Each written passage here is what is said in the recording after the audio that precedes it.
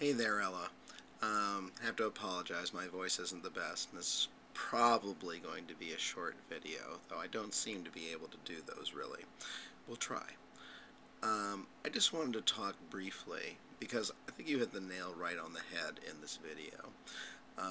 There's such an incredible sense of entitlement to the people who run these financial institutions. And they're used to getting their way. They really are. I mean, I thought it was very telling when someone complained to Paulson about the fact that there were no restrictions on how the banks spent the bailout money.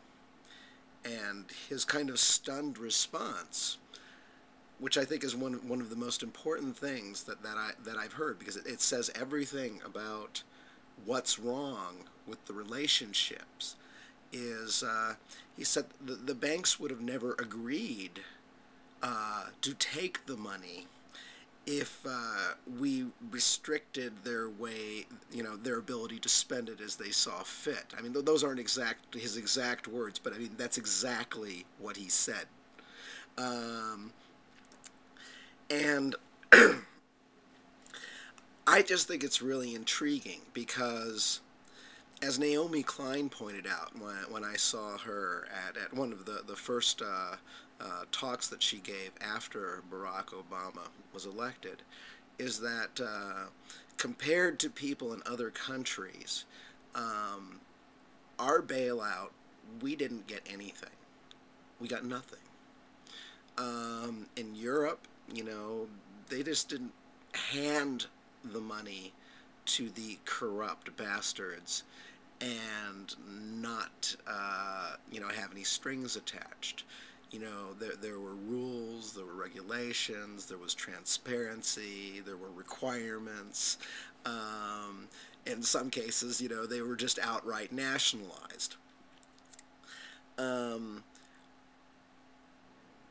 Naomi Klein pointed out something really important, that this was a serious lost opportunity. Because the banks may have thought that they were powerful, but that's only because they were used to getting their way. And we let them kind of bluff their way through things. They basically walked in and dictated, and they got exactly what they wanted, which was a big pile of money to try to take care of some of the worst parts of their derivatives problems, to pay themselves enormous bonuses, and to, I don't know, I mean, we don't know how they spent a lot of the money because there was no requirement that they ever report back on what they did with the money. And I love it that Barack Obama is expressing such outrage over these executive bonuses. But I think it's totally fair to go back and take that money away from them.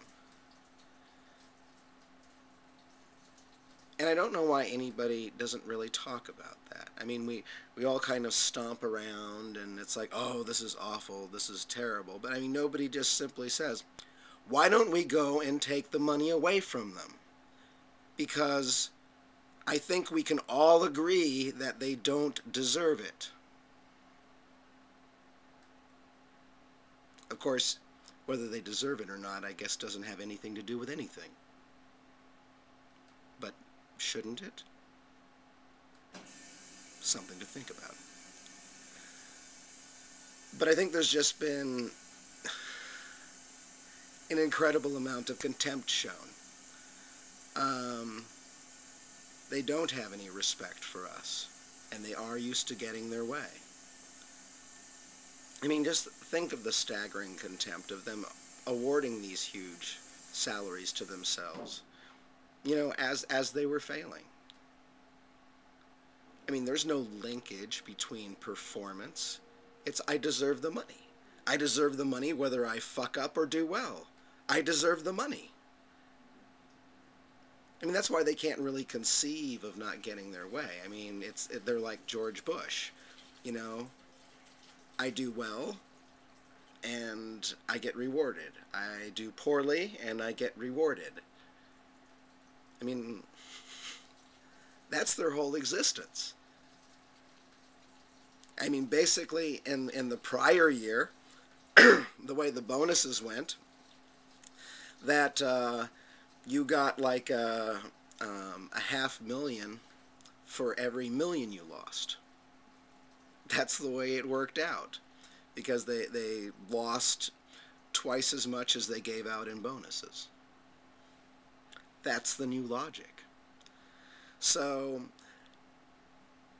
I think you're right. We have to get angry right back. I mean, if they want to say they deserve this money, we have to say, no, you don't. You don't deserve the money now. You don't deserve the money when you stole it from us a long time ago.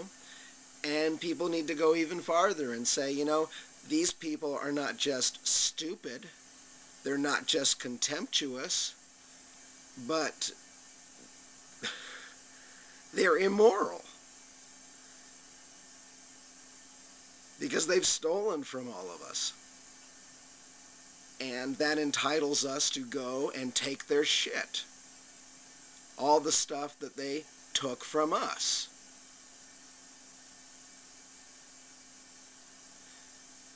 Of course, this is all speaking from the frame point of a rational world that we don't live in. But, you know, we can still keep talking about that world that we'd like to see. And who knows, maybe our children, our grandchildren, our great-great-grandchildren, or the bugs that inherit the earth after we blow each other up will see it come to fruition. Anyway, thank you very much for this video, and see, I thought I was going to be short, but I don't think I was. Take care, Ella. It's always good to see your stuff, and I look forward to your videos very much.